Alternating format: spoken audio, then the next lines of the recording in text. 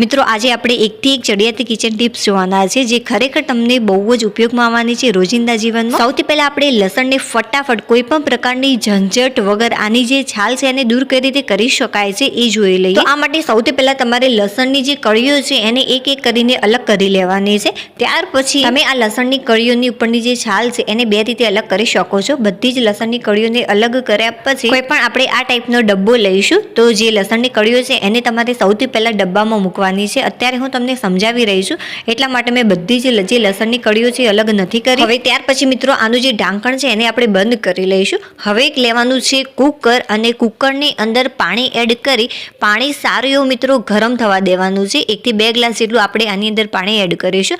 પાણી થોડું ગરમ થાય ત્યાર પછી જે આ ડબ્બો છે એને તમારે આ રીતે મૂકી દેવાનો અને ઉપરથી ઢાંકણ લગાવી અને થોડીક વાર માટે એ જ રીતે રહેવા દેવાનું છે। 1 મિનિટ પછી જે ગેસ છે એ તમારે ઓફ કરી દેવો। વિસલ આપણે નહીં વગાડીએ, બસ ફક્ત હવા ભરાય ત્યાં સુધી જ આપણે રાખીશું। ત્યાર પછી મિત્રો તમે જોશો તો જે લસણની કળીઓના ફોતરા છે એકદમ આસાનીથી દૂર થઈ જશે। બીજી જે રીત છે એમાં લસણની કળીઓને તમારે જે પણ તમે રોટલી કરવાની તમે યુઝ કરતા હોય એના ઉપર 1 થી 1.5 મિનિટ માટે ફાસ્ટ ફ્લેમ ઉપર શેકવાની અને ગરમ હોય ત્યારે જ એની છાલ જો તમે દૂર કરશો તો આસાનીથી દૂર થઈ જશે। ચાલો બીજી સરસ મજાની ટિપ્સ જોઈ લઈએ। મિત્રો જ્યારે પણ તમે સંતરા કે પછી મોસંબી લાવતા હોય ત્યારે આની જે છાલ હોય છે એને તમારે ભૂલથી પણ ફેંકવાની નથી, કેમ કે આની ખરેખર ખૂબ જ ઉપયોગી ટિપ્સ છે। સૌથી પહેલા તમે જ્યુસ જ્યારે પણ દૂર કરો છો ત્યારે તમારે શું કરવાનું, આ જે મોસંબીની અથવા તો સંતરાની જે છાલ હોય છે એને ફ્રીજમાં મૂકી દેવી। જ્યારે પણ મિત્રો તમને ટાઈમ મળે ત્યારે શું કરવાનું, આના નાના નાના તમારે ટુકડા કરવાના અને ત્યાર પછી તડકામાં આને સૂકવી દેવાના। તડકામાં સુકાઈ જાય ત્યાર પછી તમારે મિક્સર જારની અંદર આને ક્રશ કરી અને સરસ મજાનો પાવડર તૈયાર કરી લેવાનો અને એ પાવડરને તમે 1 વર્ષ સુધી સ્ટોર પણ કરી શકો છો। એટલા માટે તમે જો પાવડર કરેલો હશે તો આ જે પદ્ધતિ છે એકદમ ઇઝીલી તમે કરી શકો। હવે 1 ચમચી તમારે પાવડર લેવાનો ને 1 ચમચી જેટલું ગુલાબજળ લઈ સારી રીતે પેસ્ટ બનાવી અને ચહેરા ઉપર લગાવવાનો। 5 મિનિટ માટે આને એમ જ રહેવા દેવો અને ત્યાર પછી તમે મોઢું પાણીથી સાફ કરશો તો ખરેખર એકદમ ક્લીન થઈ જશે। અને જો મિત્રો તમારે એકદમ ઇન્સ્ટન્ટ આરે પલ્પ તૈયાર કરવો હોય આ રીતે સૌથી પહેલા તો તમારે મિક્સર જારની અંદર નાના ટુકડાઓના કરી લેવા અને મિક્સર જારમાં આને ક્રશ કરી લેવાનું છે ફાઇન। અને ત્યાર પછી થોડુંક આપણે ગુલાબજળ એડ કરીશું, ચહેરા અથવા તો હાથ ઉપર લગાવી 5 મિનિટ માટે રહેવા દઈ અને પાણીથી વોશ કરી લેવો। ચાલો ત્રીજી ટિપ્સ જોઈ લઈએ। અઠવાડિયામાં મિત્રો 2 થી 3 વાર જો તમે આ પેસ્ટ લગાવશો તો ખરેખર જે તમારી સ્કિન છે એ નેચરલ રીતે ચમકવા લાગશે। કોઈ પણ તમારે સાબુ ક્રીમ લગાવવાની જરૂરિયાત પણ નહીં રહે। ખરેખર ખૂબ જ સરસ આનું રિઝલ્ટ મળે છે। ત્યાર પછી આપણે ત્રીજી ટિપ્સ જોઈ લઈએ। તો આની અંદર તમારે શું કરવાનું છે, આ રીતે જો પેસ્ટ પણ તૈયાર ન કરવી હોય તો બસ આવો નાનો ટુકડો લઈ લેવાનો મોસંબીનો કે પછી સંતરાની છાલનો અને થોડું ગુલાબજળ એડ કરીશું અને હાથ પર થોડીક વાર માટે મિત્રો આને ઘસવાનું છે। ચાલો જોઈ લઈએ, ડેમો હું તમને આપું। તો મિત્રો હાથ ઉપર આ રીતે થોડું સ્પ્રે કર્યું છે મેં ગુલાબજળ અને આ રીતે આપણે આને 5 મિનિટ માટે ઘસીશું। તો તમે જોઈ શકો છો અત્યારે હું ફક્ત 1 જ મિનિટ માટે ઘસું છું, છતાં પણ આનું જે રિઝલ્ટ છે ખરેખર બહુ જ લાજવાબ મળે છે। નાની પણ મિત્રો ખૂબ જ ઉપયોગી ટિપ્સ છે। અને હા મિત્રો, મારી થોડીક પણ ટિપ્સ પસંદ આવી રહી હોય તો પ્લીઝ વિડીયોને લાઇક કરી દેજો અને ચેનલ ઉપર નવા હોય તો ચેનલને સબસ્ક્રાઇબ કરી દેજો કે જેથી મારા બધા જ નવા વિડીયો તમારી સાથે સૌથી પહેલા શેર થઈ જાય। તો મિત્રો તમે જોઈ શકો છો કે જે હાથની સ્કિન છે એ ખરેખર ચમકવા લાગે છે આ રીતે। હવે આપણે ત્રીજી ઉપયોગી ટિપ્સ જોઈ લઈએ। અહીંયા મેં લીધી છે રોટલી કરવા માટેની તવી। રોટલી કરવા માટેની જે તવી હોય છે એના ઉપર થોડુંક વાસણ ધોવાનું આપણે લિક્વિડ એડ કરીશું। જે ગેસની ફ્લેમ છે અત્યારે મેં મીડિયમ રાખી છે, બહુ ફાસ્ટ પણ નહીં બહુ સ્લો પણ નહીં। તો 1 ચમચી જેટલું કોઈ પણ તમારા જોડે વાસણ ધોવાનું લિક્વિડ હોય એ એડ કરી દેવું। થોડુંક ગરમ થાય ત્યારે જે ગેસની ફ્લેમ છે એકદમ ધીમી કરી એની અંદર થોડુંક આપણે મીઠું એડ કરવાનું અને થોડાક ખાવાના સોડા અહીંયા મેં લીધા છે એ એડ કરીશું, બંને પાપા ચમચી જેટલા એડ કરવાના। વધારે આપણે એડ નહીં કરીએ, એકદમ ઓછા મેં અહીંયા એડ કર્યા છે।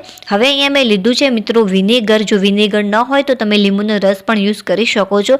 એ આપણે એડ કરીશું 1 થી 2 ચમચી જેટલું। હવે થોડુંક પાણી એડ કરવાનું છે, અડધી વાટકી જેટલું। હવે આને સારી રીતે મિક્સ કરી લઈશું આ રીતે। ત્યાર પછી આપણે આ રીતે થોડુંક ઘસવાનું છે। પાણી, લિક્વિડ, મીઠું, સોડા અને વિનેગર જે આપણે એડ કર્યું છે સારી રીતે બધું જ મિક્સ થઈ ગયું છે।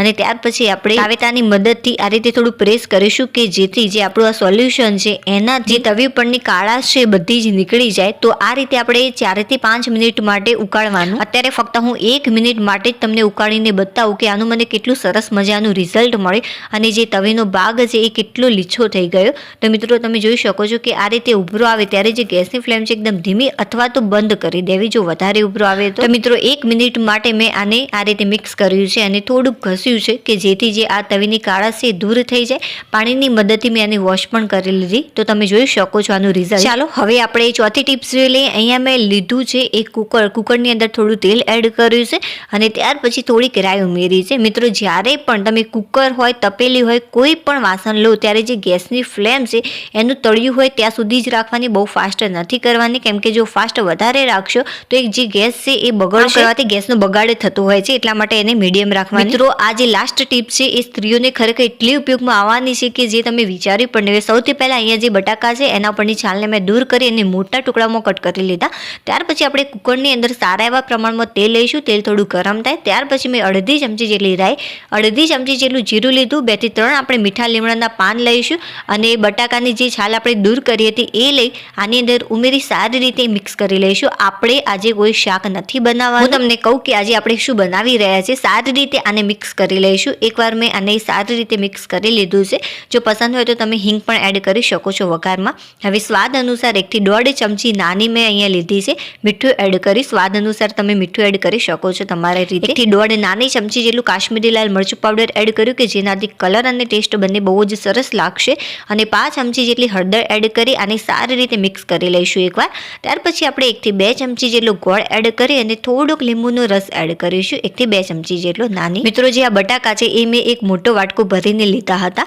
સારી રીતે ફરીથી આને મિત્રો મિક્સ કરી લઈશું. જ્યારે પણ આપણે બટાકાની ભાજી તૈયાર કરતા હોય છે ત્યારે બટાકાને બાફવા પડતા હોય છે, બટ આ જે ટ્રીક હું તમને બતાવવા જઈ રહી છું એની અંદર બટાકાને બિલકુલ પણ બાફવા નથી પડતા અને બિલકુલ પણ ફિકાસવાળું આ જે શાક છે મતલબ કે ભાજી છે એ નહીં થાય. 2 થી 3 વિસલ માટે આને કૂક કરી ગેસની ફ્લેમ ઓફ કરી દઈશું. વરાળ બધી જ દૂર થઈ જાય ત્યારે આપણે ઢાંકણ ખોલી ફરીથી ગેસ આપણે ચાલુ કરવાનો અને જેટલું પણ પાણી છે બધું જ આપણે બાળી દઈશું ફાસ્ટ ફ્લેમ ઉપર.